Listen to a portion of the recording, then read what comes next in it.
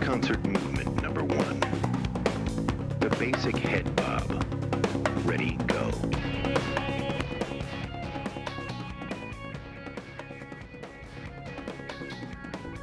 All right, there we go. People busting up my headphones. It's 1:30 on a Tuesday afternoon, the day before. This is like the day like after the All-Star break. The debate is tomorrow. Obama, Romney, round 1, fight.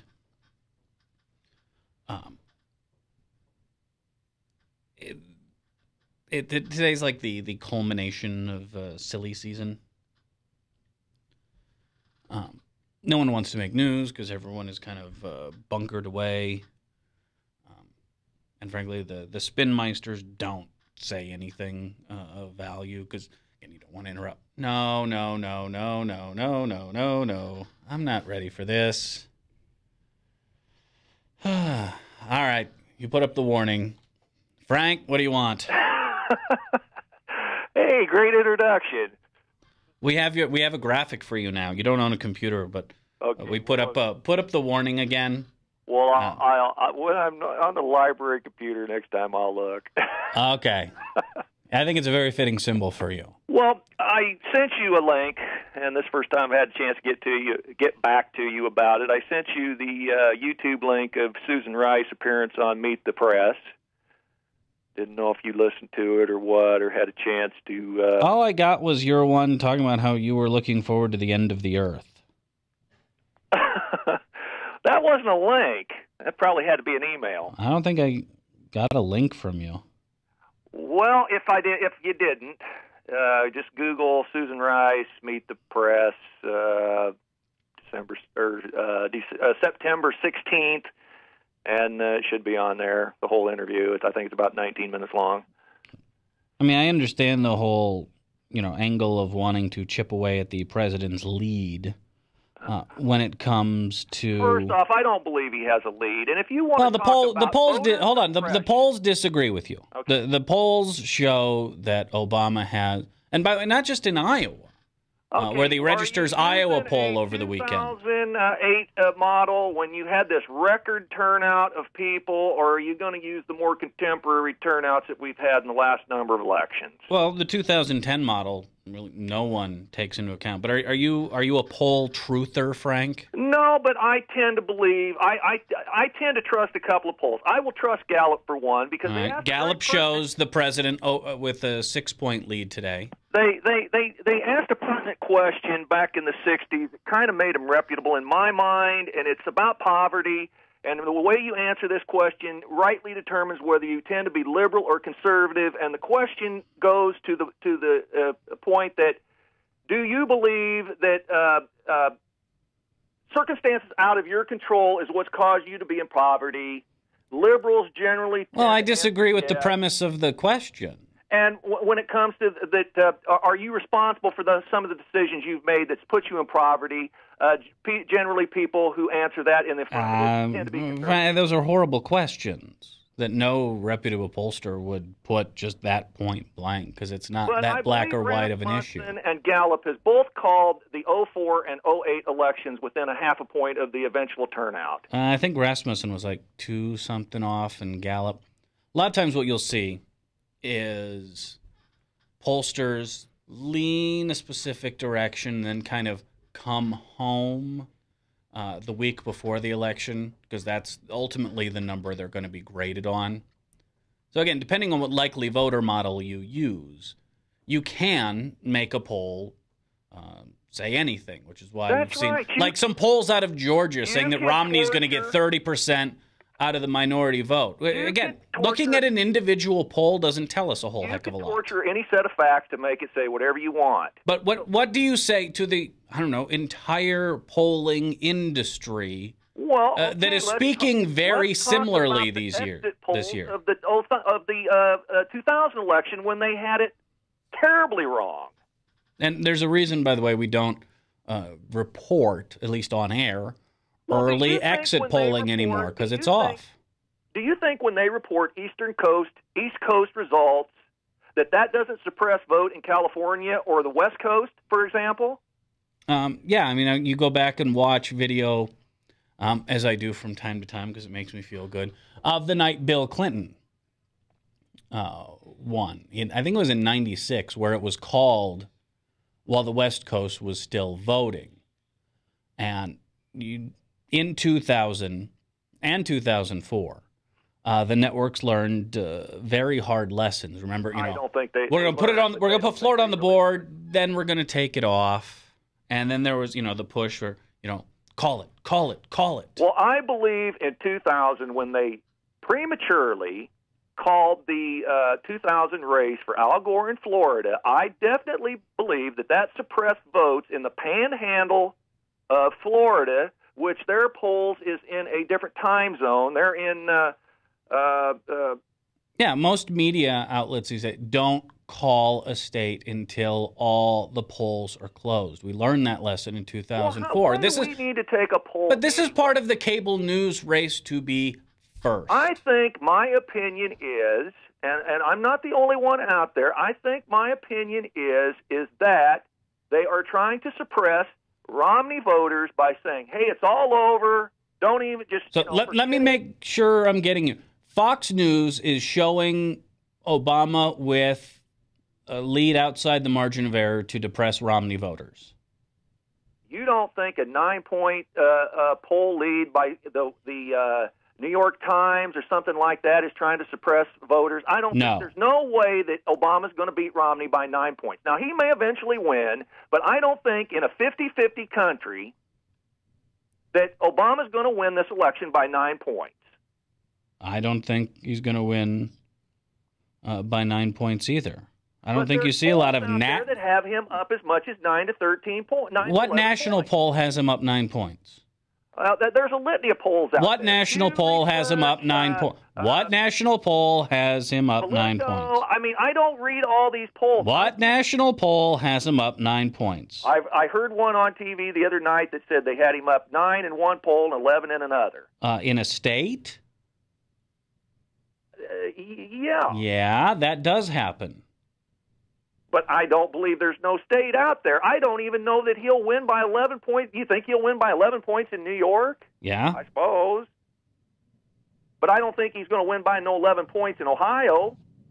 I don't think he's going to win by 11 points in Pennsylvania. He may win by that in Pennsylvania, which is why Romney and the super PACs have pulled out. Listen, my argument is... Hold on. Is the Romney campaign and the super PACs pulling out of Pennsylvania to subdue Romney voters? Internal Romney polls, from the information that I'm hearing on TV, says internal polling in the Romney camp says they've been losing a little ground, but certainly not to the extent of 9 points. In what state? I didn't listen to what particular state. You should probably break that down some, since that's, integral to discussing the poll. Well, listen, there's so many polls out there, I couldn't keep up with them if I wanted to. Okay, and again, I understand that a single individual poll, while being a curiosity, like the Register's Iowa poll over the weekend that showed Obama up 4 in the state. This state? Yeah. Okay. And then you look at some of the breakdowns where, it looks like Justice Wiggins may survive the wrath of Vanderplatz. They break it down, enthusiasm, Democrats among Republicans. And I'm a big fan of Nate Silver. I think his 538 model has shown to be, good. And, well, right now, he's got Obama at 85.7%, Romney at 14.3%. Do you think that's illegitimate? Do you think that's off? Do you think that's an effort to suppress? Well, let me ask you a more general question. Well, I'm just curious where you come from. Rasmussen has Obama up 2 today. Okay, that's a daily tracking poll. Yes, they do tracking, as does Gallup. They've got him up 6 as of today. It was up 4 yesterday. I would tend to believe the way Rasmussen phrases a question more than I would tend to believe the way New York Times would phrase a question. Okay, but let's just run whatever in a CBS New York Times poll. I'm sorry.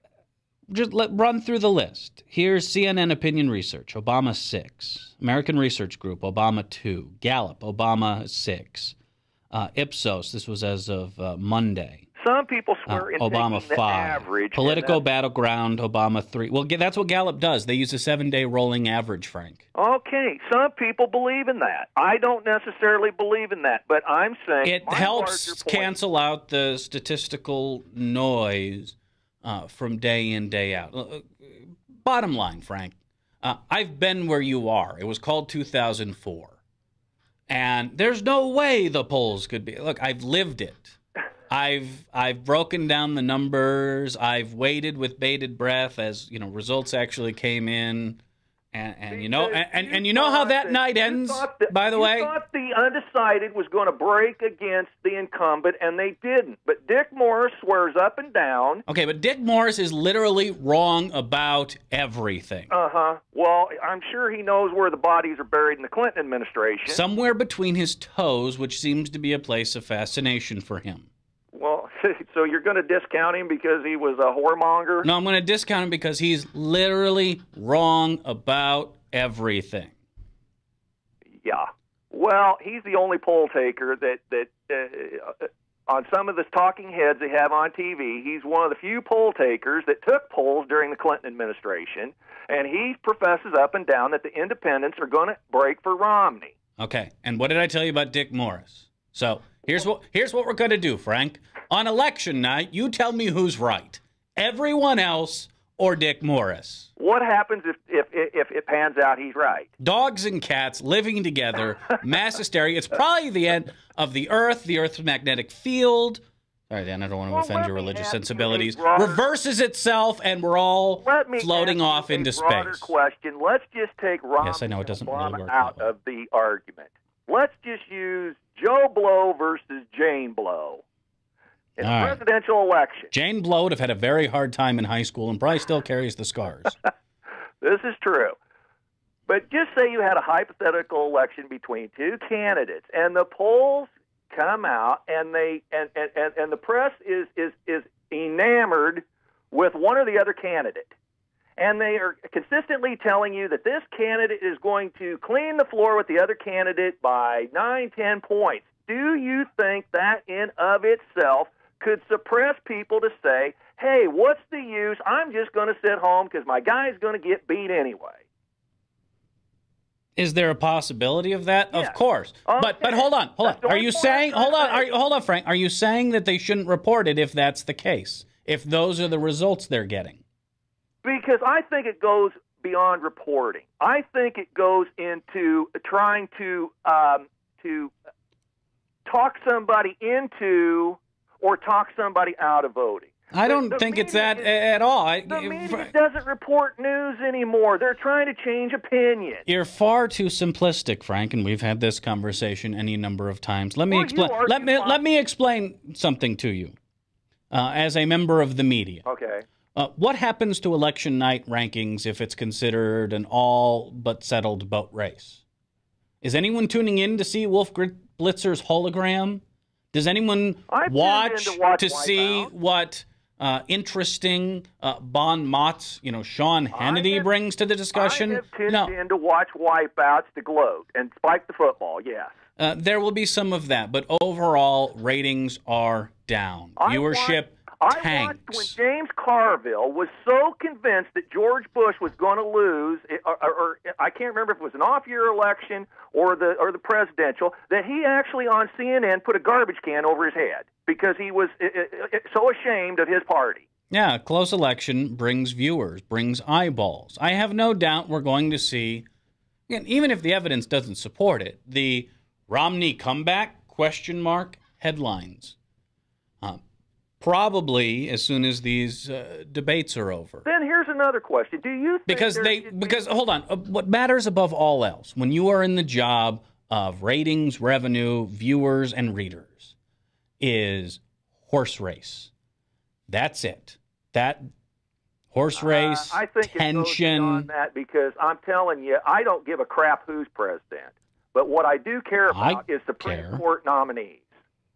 And just so happens, since the president, I think the president is a puppet for the most part on either party. I think there's rich men in this country. I think that's the Grover Norquist dream. I think there's rich men in this country that run the country, and the president is a puppet. But the one perk that the president does have is nominating Supreme Court justices.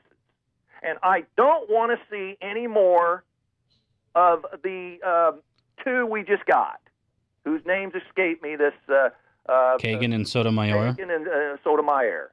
I don't need any more of those, and I don't need any more David Souters. You're a Republican who wants conservatives on the Supreme Court. I'm shocked at this. This stunning revelation has now blown my mind. On the Supreme Court, this is a stunning revelation. Yeah? Okay. So now that we are both masters of the obvious, what's your point? I don't want any more Ruth Bader Ginsburgs who thinks the age of consent for girls should be 12 years old. Okay. What's your point?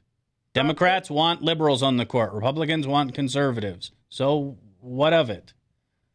Because that's why I vote for president. Congratulations. I don't vote for anything other than that. Well, you're probably going to have a rough November 6th. I may have, but what happens if it's not a rough November the 6th? What happens if your side loses? Then you're going to be just fear-mongering. Oh, Romney's going to nominate some... Can I answer that? I can answer that for Frank. Hold on a second. Fear? Well, yeah, I think you would have a Mitt Romney that has shown himself to be an absolutely pliable puppet of the base. That's part of why Romney was the establishment pick. And it goes back to Grover Norquist, the man who said he wanted to shrink government to the size he could drown it in a bathtub. His idea of a model president is one with 5 fingers. So you can hold the pen to sign what they put in front of him. And I have no doubt that that's the kind of president Mitt Romney would be, because in spite of all his advantages, and that is, again, having a depressed economy against an incumbent, having more money than he literally knows what to do with, and he's a multimillionaire who knows what to do with money. Okay, so there's a lot of Democrats that got money. But hold on. He threw all of that aside. He gave those up to run to a Republican base that frankly isn't doing him any favors and doesn't particularly care for him. But he's so scared that they're just going to stay home and watch the 700 Club. You're missing the point that I'm trying to get across to you. There's a lot of people like me out there, whether you want to acknowledge it or not. I know there are a lot of people. It's the only reason I take your calls, Frank, because I know there are a lot of people out you. I have no doubt in the number of low-information voters in this country. I got a compliment from one of your listeners this week that says, at least give me a pat on the back for putting up a good argument. Well, there's a first time for everything. Okay, so and I say that I'm probably more in tune with politics than the average voter.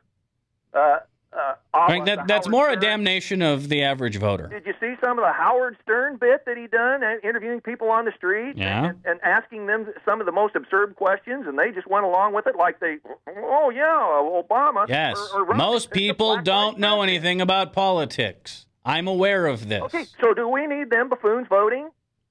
Should there be a litmus test in this country, or some kind of like a literacy test, Frank? Because our friends down south beat you to that by about 150 years. Well, whatever. But do you think there's certain people that need to vote based on what you saw in Howard Stern? Landed white males. I don't know. Should we take the vote away from the guy on Social Security decrying socialism? I mean, how about the guy decrying socialized medicine in a Medicare-purchased rascal scooter? I can pass at least a basic civics test. I don't know about that. Well, I can't tell you much about. How about a basic statistics class? That should be required. We'd have 3% turnout on the Republican side this year. But like I've said before, you could torture statistics to say whatever you want, depending on the way you ask the question. All right, what gets me, Frank, is how quickly poll trutherism has become, Republican orthodoxy. I've hated polls for years. Over the weekend, the fine folks at Public Policy Polling, in their polls of North Carolina and Ohio, actually asked the question, do you believe that polls are skewed in favor of Barack Obama. And among Republicans, in North Carolina, 77% say yes. In Ohio, it's 72%. I think they're skewed. Now, whether it's on All right, you are a poll truther. whether it's on purpose or whether it's wishful thinking. Okay, so Fox News, which shows Obama with a lead outside the margin of error, all right. is trying to suppress the Romney vote and guilty of wishful thinking. Name me one tough question by a non-Fox television talking head or whatever. Name me one tough question that's been asked of Barack Obama by a mainstream media reporter or interviewer. Okay, how about his last big public interview on Univision, where they asked him about failure to deliver on promises? Media reporter? Or that's something Univision, yeah, is American. Hey, who was the gal that asked Arnold Schwarzenegger the tough questions on 60 Minutes? Now, she asked some hard-hitting questions. How about let's have somebody ask... If only there was like a debate tomorrow where we could do this. God, someone should hold one of those. Hold a what? Debate. Well, and that's my second point. Oh, God. Do you that all was your first point? I need a drink. Do they have any gin in here? Do you think that we need early voting in this country before the 3 presidential debates? Yes. Why? Because if you are the person who's going to stand in line on 2nd Street in downtown Des Moines, you are not an undecided voter. But what happens if your candidate falls on his face and says some thing, some cardinal rule that he shouldn't have said? Do you think that you might want to change your vote? It's like the person... It's certainly possible, but not likely, Frank. Debates don't move the needle a whole heck of a lot. There was a parking ramp built downtown, I think. It was a building. Frank, if you're an undecided voter, why would you be casting your vote right now?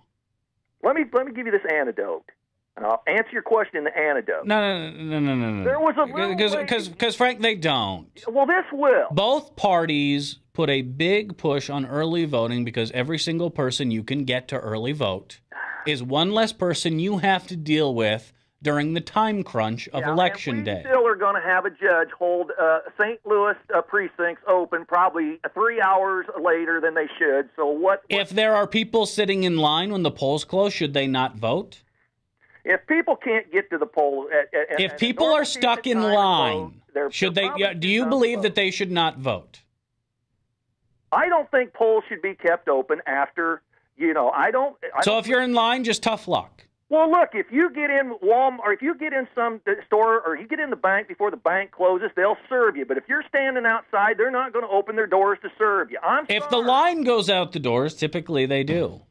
Well, why is it that it just... I've even been at a Hy-Vee that had to stay open late on Christmas Eve, the one day they close. Let me ask you a question. This happens again and again and again and again. So maybe instead... Why have they not rectified the problem?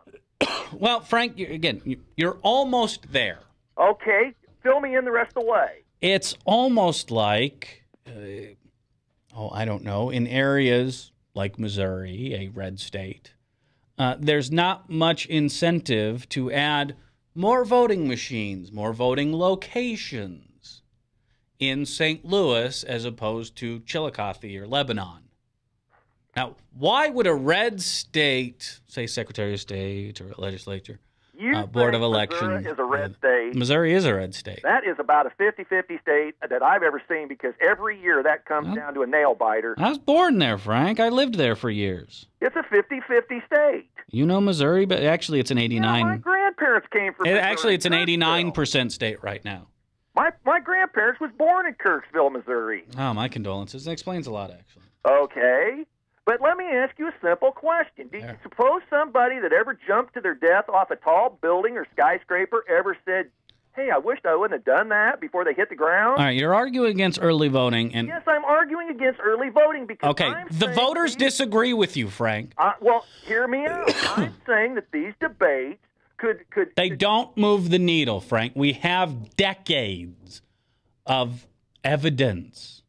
They don't move the needle. They're not highly remembered. They don't really shake things up. But what much. happens Even if when a you get in a great zinger. candidate says something so egregious that it nullifies them from being president? Well, you roll the bones, and that's the shot you take. But look, if you're the type of person willing to wait in line outside of the elections office just down the street from here, do you really think your vote is up for grabs and can be changed that easily? Come on, Frank, show me some common sense here. Well, there's older people that just don't want to fight the traffic. They want to take the flowers out to the cemetery a week before Memorial Day. There's always people out there that got an excuse for what they do. I'm simply saying to you, voters like it and the parties like it. You don't, you lose. I don't think it's a settled issue. Party likes. Yeah, they do. Well, they wish they were better at it. It certainly shows enthusiasm gap. And I certainly don't like same-day voter registration. Why? Listen, I'm going to tell you something. I would rather see 1,000 votes suppressed than one fraudulent vote canceling out my vote or canceling out your vote. Thanks for the call, Jim Crow. If you go to the poll and you vote and some dastardly character gets in there using his dead father or dead mother to get in there and the voter fraud canard. Hooray! This is new and exciting. I would rather see 1,000 cases of voter suppression. Yeah, which sounds great, Frank, until you're one of the 1,000. Take your FYIGM and go somewhere else. Prove voter suppression any more than you think the people are trying to prove voter fraud. You can't prove that any more than than you think. How about Catherine Harris in Florida in 2000? Prove it. What's the numbers? Give me a hard number of votes she suppressed. About 10,000. And what about the double people that voted for both candidates? They voted for Republican candidates and everything else in one particular county. That's a non-vote. And they voted 2 times for president, for Gore and for Bush. You think that's a non-vote? 1,000 people just said, oh, wait a minute, I'm going to vote a straight Republican ticket. No, the butterfly ballot was a horrible design, which is why in a very Jewish area like West Palm Beach, Pat Buchanan got a ton of votes. A particular county in Florida, the county escapes me. I've got it wrote down somewhere, but on your wall in lipstick, along with the to-kill list. Maybe, but there was a particular county where they double voted, and it just so happens it affected the outcome of George Bush's results. Because those votes get tossed out because you can't vote for 2 candidates. Yeah, so what fraud are you alleging here? I'm alleging that somebody got a hold of them ballots and punctured them chads. And what evidence do you have of this, Frank? That's a story that probably would have made the news. I got as much evidence for that as some of the crap you say you got evidence for. Yeah, Frank, here's the truth, though. That's not true. And you wanting it and you wishing it don't make it so. With an authority, an exact number of votes that Catherine Harris suppressed and prove it beyond a shadow of reasonable doubt in a court of law. Can you do that? We know that she purged the voter rolls. We know she did it with a highly questionable list. We know that people with names similar to felons in Florida had their votes purged. We know in 2012, Rick Scott is purging voter rolls of people who are citizens, who are showing up with passport and their letter, having pictures taken with election officials to show just how absurd the process is. Now, when we know, for example, in Pennsylvania, which actually had their voter ID law mostly struck down today, at least for this November's election. Hey, that's fine. That there are 700,000 people in that state who are registered voters that don't have IDs. We also have the Republican leader in their state house saying that voter ID was going to deliver the state for Mitt Romney. Listen, we know that urban, poorer, and darker citizens are less likely to have a state-issued photo ID than I do. I actually will concede that opinion. It's not an opinion. These are facts, Frank. No. I'm talking about some judge holding up this law. I'll even concede that opinion because I'm of the opinion that you change the rules not in the middle of the game, but before the next game starts. Look, So if Texas and Florida and states with Republican governors were doing this in a non-election year, it's a completely different discussion. But when they're doing it 2 months, 3 months, when Matt Schultz declares an emergency, Bob Dole could have claimed that same thing that Al Gore did in 1996 about the hanging chads, and was even considering doing it. do you think? Because But Bob people Dole have wasn't known- within a Florida of winning. People have known for years that ballot system down there was absurd, this hanging chad business. Yes, it was.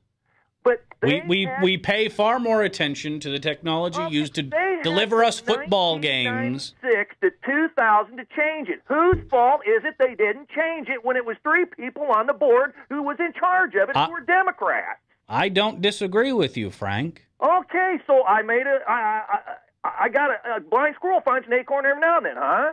Yep. Okay. Call me back when you get your next one. Yes, we have a haphazard voting system in this country. You're welcome. I'm serious. If the same people who run our national elections screwed up, say, an American Idol vote, people would take to the streets with hot tar and pitchforks. But when you're running St. Louis County or something, that's just to be expected. Cost of doing business. All right, the whole point of today's show, which we will do when we get back, we may have actually reached peak wingnut. And this is not like... Was that before or after Frank called? Before Frank called. This isn't, the latest Glenn Beck conspiracy doom room theory. This isn't the latest, angry letter from a couple, Haas-Frosses in Omaha, but declining returns on wingnuttery. There may just be hope for this union yet. We'll talk about it when we come back. Email me, radiobradshaw@gmail.com. Follow me on Twitter, twitter.com/radiobradshaw. And go to thebradshawshow.com for almost all of your Bradshaw needs. I'll be back right after this on Webcast One Live. Thanks for watching. Leach, owner and general manager of Service Legends. I brought along a couple of the home comfort heroes. Hi, I'm Tammy Wells. I am Nick Wondershad. I'm administrative manager I am the senior technician from Service Legends. It seems like every good thing, when you feel it to the bone that it's good, there's a lot of hard work put behind it. I don't think that you can fake it and have it turn out good. If we seem like, okay, that's just weird, it's just a furnace, why would you believe so deeply in a furnace? It's not just that, we want to show the world that you can have good service. Yeah, it's got to be, it's your home. It's built into our daily trainings, it's built into our culture, that we're going to do whatever it takes to have each client say they love us, period. That's why we spend all the hours in the training that we do. And if we guarantee it's going to be a good experience for you, or else it's free, what type of work do you think we're going to do? There is a guarantee. Temperature selection guarantee, fixed rider it's free guarantee, comfort guarantee, best value guarantee. All of these guarantees hold us accountable to ensuring that we exceed your expectations. And if for whatever reason we fail and we can't make it right, we guarantee all of those guarantees with a 100% money back guarantee. If you don't think that your technician can fix it right, are you going to say that to a client? No. You don't have to worry about having a technician come to your house. We drug test, background check all of our team members. We put safe people in your home. Each and every one of our service techs, 400 hours a year in training. You tell it the minute they walk in the door. They know what they're doing, they've done their homework, and they actually truly care about what you want. Because at the end of the day, you're the person that makes sure I have a job. They're going to be listening. They're going to want to know what your challenges are. Then they're going to come and give you options, and you get to choose. If I'm there to help and I make it easy and painless, I did my job right that day. Well, when it comes to your comfort, safety, and your family, you don't necessarily go buy the most expensive, but you get the most bang for your buck. Oh, it's worth it, because there's a lot of people that will find a way to get it to work right now and then leave and then come back, charge you again, and the cycle just repeats itself. So when I'm out there looking at the furnace, I want to find why it failed today. How can we change the part today with something that you're not going to have to worry about? Is it worth changing the part today? You can put a lot of money into a furnace. I can fix parts all day. There's good job security in that for me, but is it the right thing for you? I get a lot of the phone calls of after the technicians are there. They're just in awe. They're like, wow, you guys are great. I mean, I don't even know what to say. You guys are great. Everything you did was perfect. It was great. Keep going though. I like this. Just give us a try. I'm going to take all the risk. I've got the time to make this right. I've got the support to make it right. Just check us out. And if you don't see the value in what we do, I mean, fixed right or it's free or 100% money back. enough said.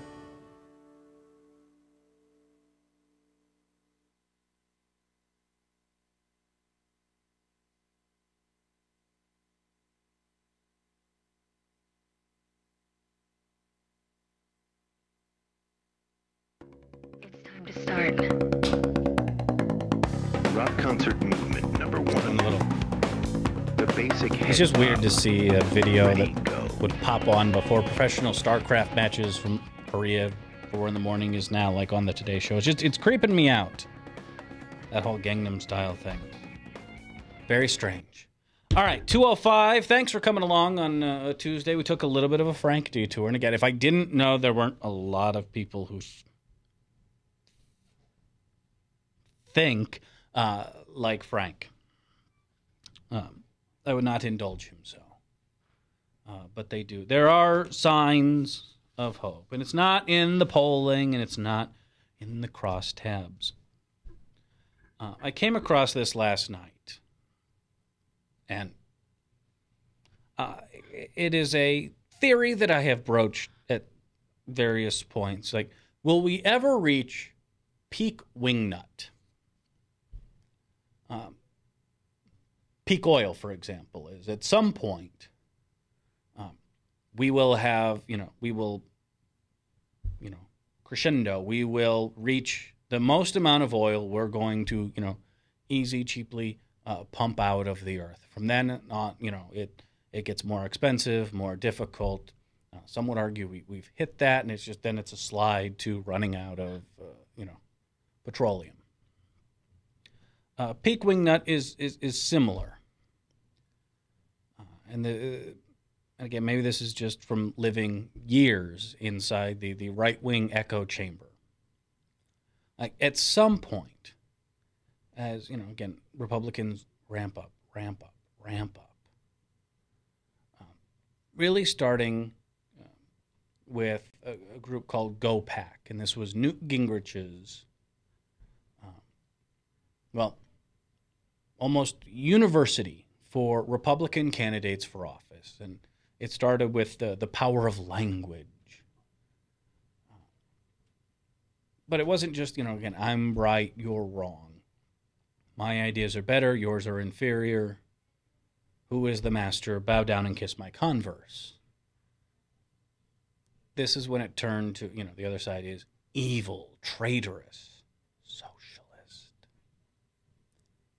And again, this was just the fledgling days. This was man discovering fire. Fire bad, like Democrats. And as we've moved forward, these methods have evolved, been refined, leading to where we are today. The advent of the right-wing noise machine, the realization that, no one's really using these AM signals for anything. I've got an idea, which gave us the world of conservative talk radio.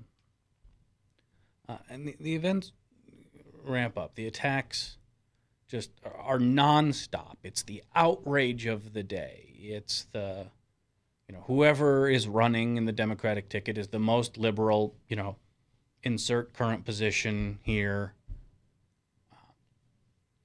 Like, at some point, like, if I just sit there and do this to you, at some point you're going to get numb to it, right?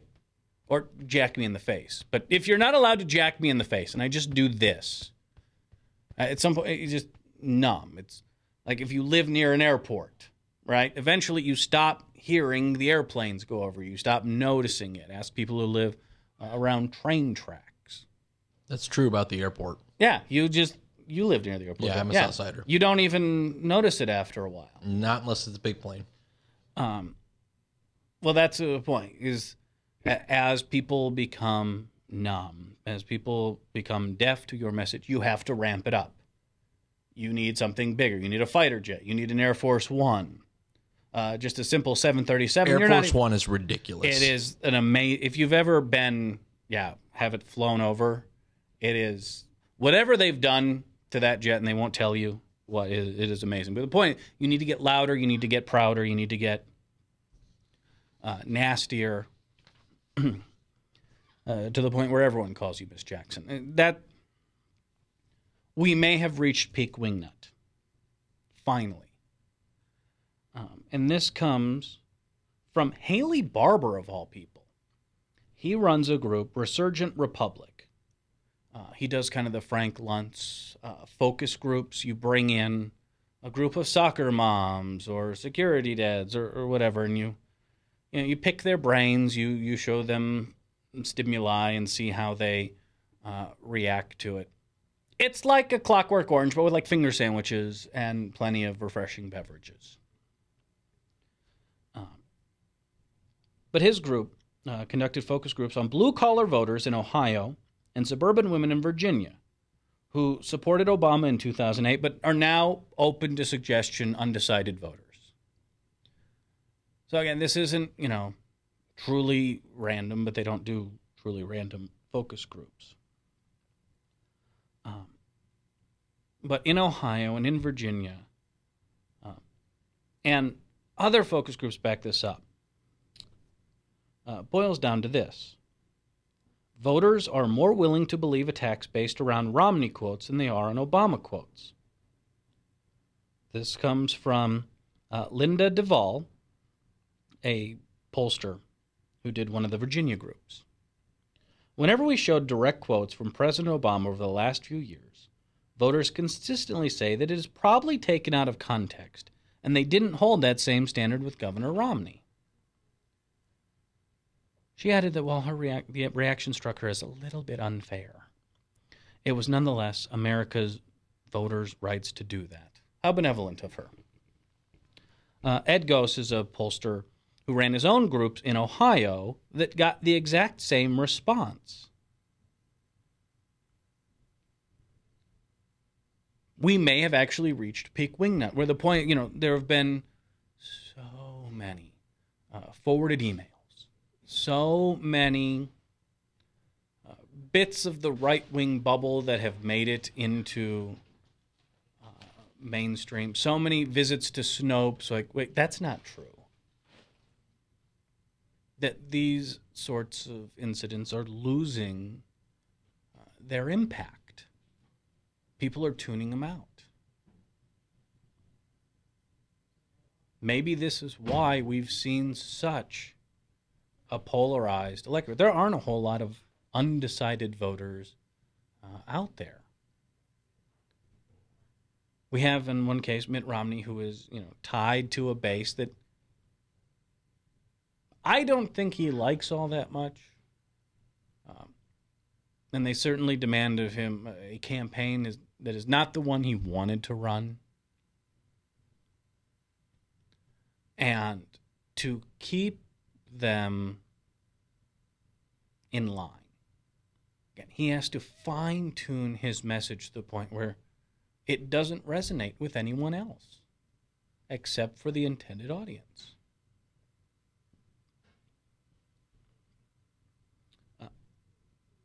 They go on, and again, this is from Haley Barber isn't exactly a Democrat here, not a liberal.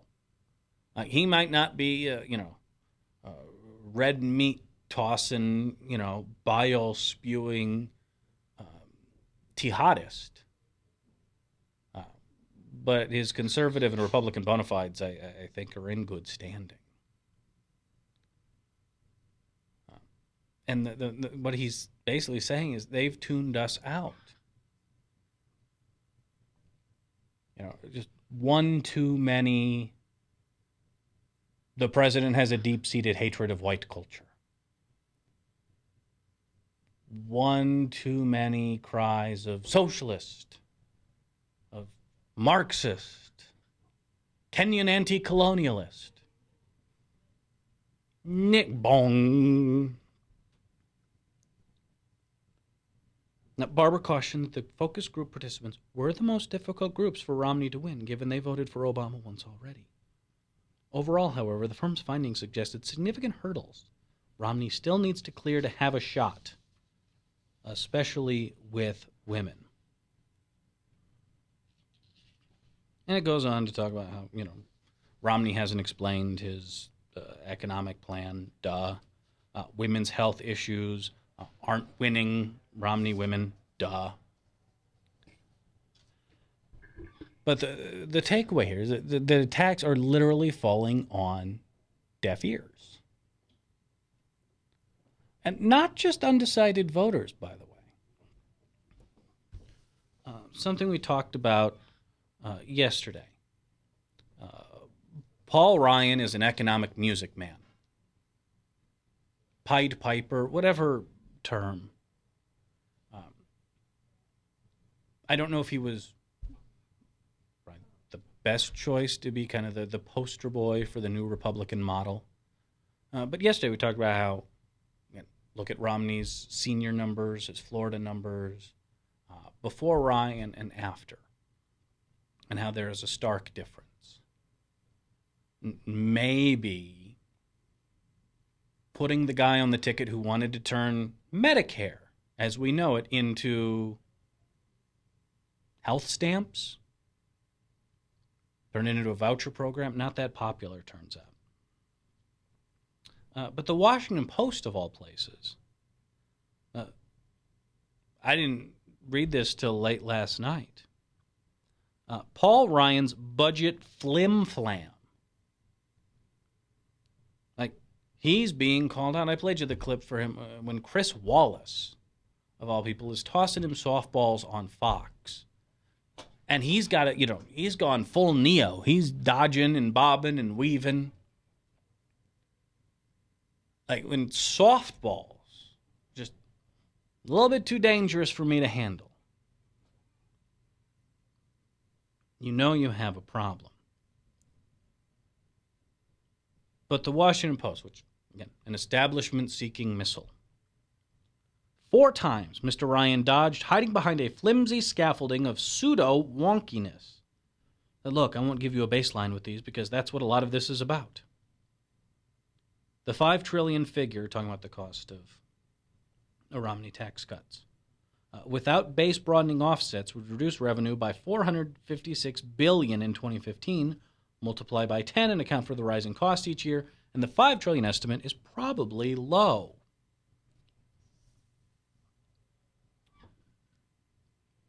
Like, the fact that the Washington Post is, and again, remember the debt ceiling, Simpson Bowles, the grand bargain, when it was just common knowledge.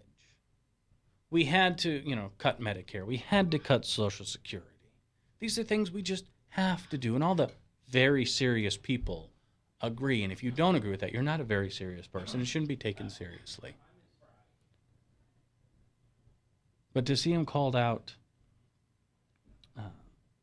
like this is like, whoa.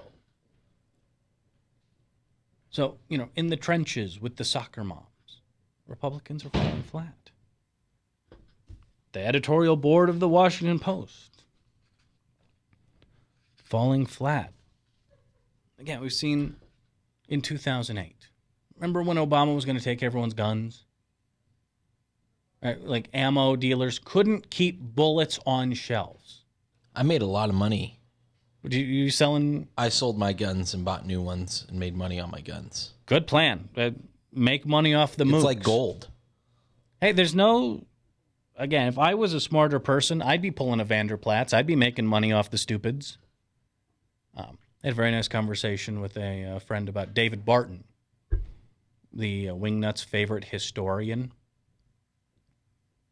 Like, literally, the guy's job is to... Here's a version of history that is more comforting to your beliefs. I'll sell it to you in book form. What website? Pathos reposted today. It's a 16-page letter that the group Focus on the Family, those are the Dobson fans put out in 2008. And yes, they're a group with family in the title, so they hate gays. But it's a 16-page letter, allegedly written from 2012, and this was something they put out to try to scare evangelicals away from voting Obama. And it's dated October 22nd, 2012. That the 2008 election was closer than anyone expected, but Barack Obama still won. Many Christians voted for Obama. Younger evangelicals provided him with the needed margin to defeat John McCain. But they didn't think he would really follow through on the far-left policies that had marked his career. They were wrong. And it, for 16 pages, goes on to talk about all the horrible things that happened during the Obama administration. For example, the Boy Scouts no longer exist as an organization. They chose to disband. Rather than be forced to obey the Supreme Court decision, they would have to hire homosexual scoutmasters. Elementary schools now include compulsory training in varieties of gender identity in grade 1, including the goodness of homosexuality. These are the things that they predicted. They're not quite Kreskin. Homosexuals are now given special bonuses for enlisting in military service. High schools are no longer free to allow see you at the poll meetings. Is that like with the rainbow parties? Dan, what is the see you at the poll? Is it a skewed poll? I have no idea. I'm assuming this is some sort of prayer event. I don't follow the evangellyfish. Probably a good idea. Some of the other things. It is impossible to keep children from seeing pornography. The Supreme Court nullified all Federal Communications Commission restrictions on obscene speech or visual content and brought back the Fairness Doctrine. It is illegal for private citizens to own guns for self-defense in 8 states. You know, this was the kind of stuff that was, forwarded regularly, and at some point, the cries of wolf fall on deaf ears. Maybe the first sign of this was probably about 2 years ago.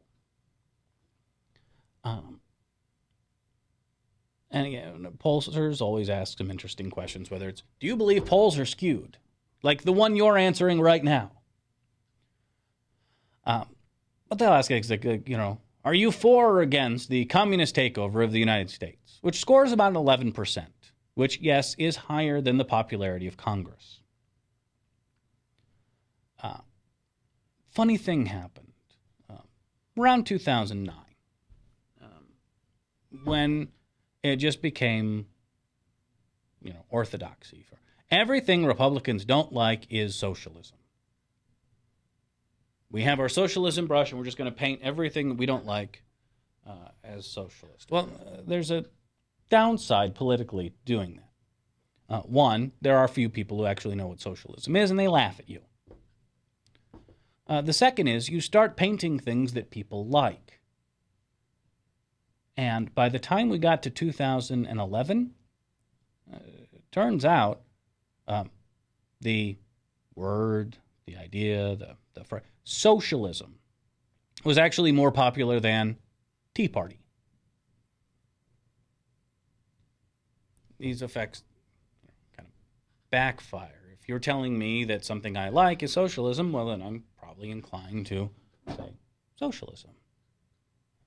Even if you just mean it as some sort of, code word shorthand for stuff we disagree with. Even if we liked it in the past, cap and trade, healthcare mandates, we don't like them now, and we've always been at war with Eurasia. And good news, chocolate rations are up this month.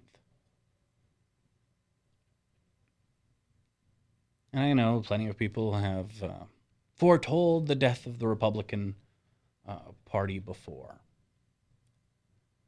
But they've got a serious issue. And again, this isn't concern trolling. I don't want them to win things. I'm not going to play the Hannity hack game of, if Democrats were smart, they'd just fire Obama and replace him with Ronald Reagan's hologram. Back right after this penis ad. Not that that's concern trolling. But I do believe in debate and discussion. I do believe in may the best man win, and I think we've got the best men and women in my party. I think we have better ideas. I think we have reality on our side. I would like, once again, for the Republicans to have reality.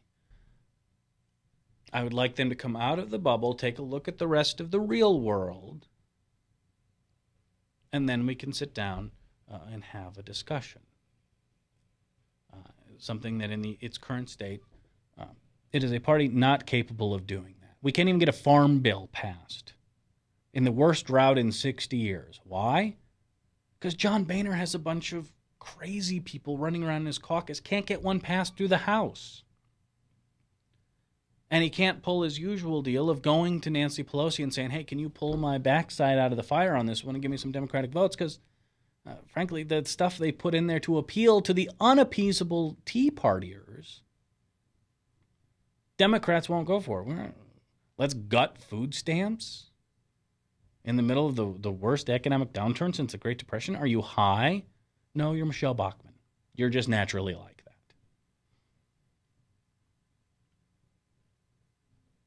We had an argument over the debt ceiling, the full faith and credit of the U.S. government.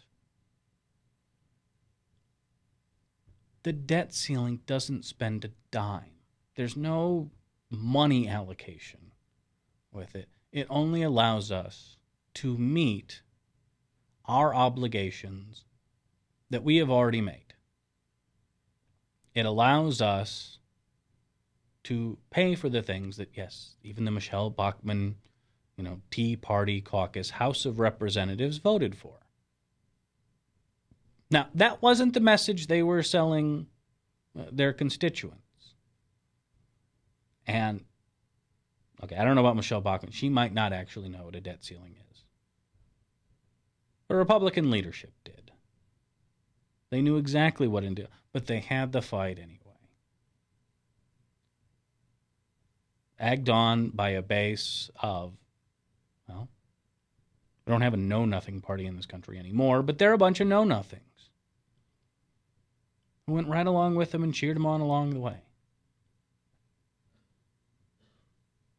Signs are showing that fever is breaking. Republicans have spent the last 4 years telling themselves that, again, they're right, they're smarter, they're better. Even as the commercial breaks call them, financially illiterate, impotent tax owers. Seems to be those are the main things advertised on talk radio. But they've been told, we surround them. They've been told, that you are the brave ones, not kowtowing to that political correctness. Oh, no. You stand up. And when you stand up and speak proud, that silent majority of Americans who thinks just like you because you're right will applaud you for your great effort and thank you for taking part.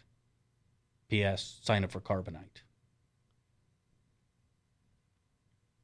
What happens on November 7th when these folks wake up?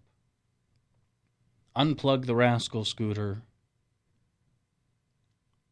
turn on Fox News, and Democrats keep the Senate. Lost Democrats gained some House seats, and Barack Obama is still the President of the United States. How do you think those folks are going to react? Maybe, just maybe, if we're lucky, the Republican noise machine will start to sound to them like it sounds to the rest of us. We can hope. Again, if you're like me, you've spent years sending out Snopes links or PolitiFact articles. No, that's not true. Actually, you have that backwards. Maybe it'll start to sink in. And again, maybe not. Maybe the Republican base is that malleable. We never liked mandates. We never liked cap and trade. Nixon would never go to China. I hope for the country, can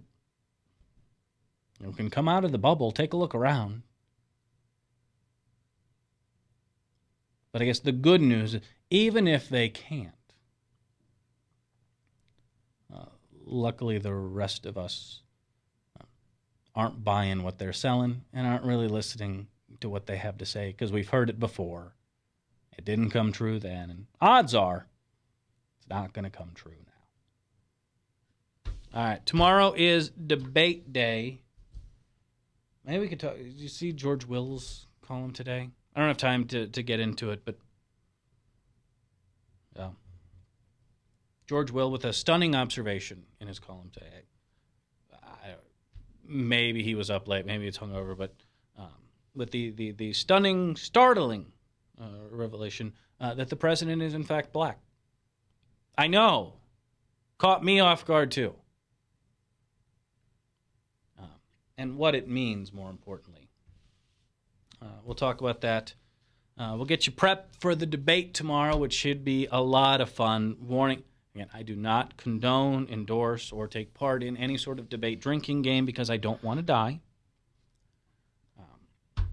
But again, with Romney flailing, every side of the conservative movement has their own, unique bit of advice. My favorite might be Donald Trump's. If you want to see what that was, go check out my Twitter feed at twitter.com/Radio Bradshaw. Advice that Romney should take. And tomorrow, I'm excited. Again, it's kind of silly season right now, but tomorrow is the day. First presidential debate. Romney's behind. Will he go for the Hail Mary? Probably not. He's Mormon. But we'll talk about that and more tomorrow. Email me, radiobradshaw@gmail.com. Check out thebradshawshow.com for archives and all of that jazz. And we'll be back tomorrow, same bad time, same bad channel here on Webcast 1. Thanks for watching.